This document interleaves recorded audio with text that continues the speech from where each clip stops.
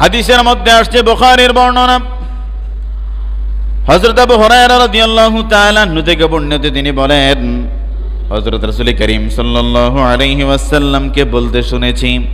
আবু হুরায়রা রাদিয়াল্লাহু তাআলা আনহু থেকে বর্ণিত, তিনি বলতেছেন যে আল্লাহ রাসূল সাল্লাল্লাহু আলাইহি ওয়াসাল্লামকে বলতে শুনেছি, আল্লাহর কসম আমি দৈনিক 70 বারের অধিক আল্লাহ তাআলার নিকট ক্ষমা প্রার্থনা করি। সুবহানাল্লাহ বলেন। আবু হুরায়রা রাদিয়াল্লাহু তাআলা আনহু জানায়া দিচ্ছেন, ও পৃথিবীর ইমানদারেরা শোনো শোনো, আল্লাহর হাবিব নূর নবীজি আমার জানায়া দেয়, আল্লাহর কসম করে বলছি, ও পৃথিবীর বিশ্বাসীরা শুনে নাও শুনে নাও, আমি আল্লাহর হাবিব হওয়ার পরেও দৈনিক 70 বারের অধিক আমি নবীজি ইস্তেগফার করতেছি, আল্লাহ তাআলার কাছে ক্ষমা প্রার্থনা করতেছি। এ কথার অর্থ এটা নয় যে আল্লাহর হাবিবের জীবনে গুনাহ ছিল না, ঠিক কিনা বলেন? এই তাওবা কেন করেছিলেন?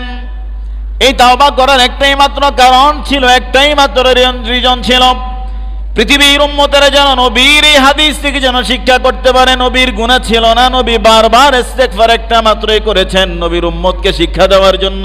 সুবহানাল্লাহ বলেন। আপনারা দেখবেন মুরগির যখন বাচ্চা ফুটে কি ফুটে না, 10টা 15টা বাচ্চা নিয়ে যখন মুরগি বাড়ির মধ্যে হাঁটা চলা করে, ঘোরাফেরা করে, তখন দেখবেন বড় মুরগিটা, মা মুরগিটা ধানের মধ্যে চাউলের মধ্যে ঠোকর দেয়, কিন্তু খায় না, বাচ্চারে শিখায়, ঠিক কিনা বলেন? কথা কন না?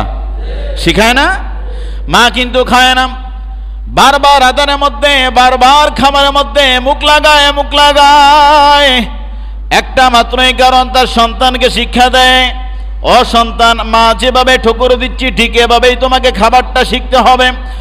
অপ্রিয় মুসলমান বন্ধু, ঠিক তেমনি ভাবে আমার আপনার নবী দৈনন্দিন বুখারীর বর্ণনায় আসছে 70-এর অধিক আল্লাহর হাবিব ইস্তেগফার করতেন রবের কাছে, একটা মাত্রই কারণ, গুনাহ থাকার কারণে নয়।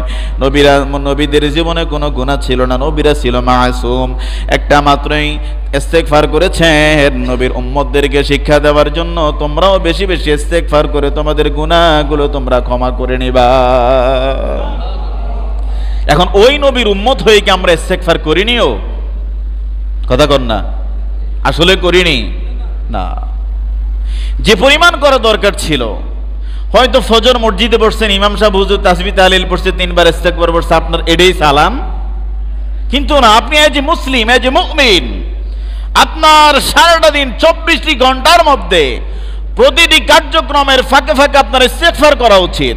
আপনার প্রতিটি কার্যক্রমের মধ্যে দুরূদ শরীফ পড়া উচিত। প্রতিটি কার্যক্রমের মধ্যে আপনাকে অবশ্যই আল্লাহ তাআলার তাসবিহ, তাহলিল, জিকির, আজকার, সানা সিবত পড়া দরকার। সুবহানাল্লাহ বলেন।